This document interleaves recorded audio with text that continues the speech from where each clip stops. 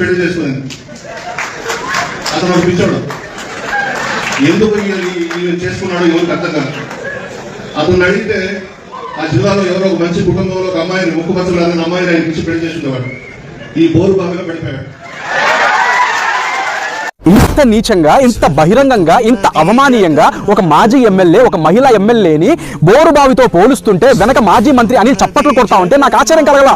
ఎందుకంటే ఇదే వైసీపీ పార్టీలో అసెంబ్లీ సాక్షిగా భువనమ్మను అవమానించిన ఒకడు, ఇదే వైసీపీ పార్టీలో మీడియా ముఖంగా అమ్మలక్కలను దూషించిన ఒకడు, ఇదే వైసీపీ పార్టీలో ఆడబిడ్డల బెడ్రూమ్ లో దొరుకుతానన్న ఒకడు, ఇదే వైసీపీ పార్టీలో సొంత చెల్లి షర్మిలపై తప్పుడు పోస్టులు పెట్టిన ఒకడు.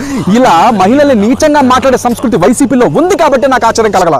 ఎత్ర నార్యేస్తు పూజ్యంతే రమంతే తత్ర దేవత.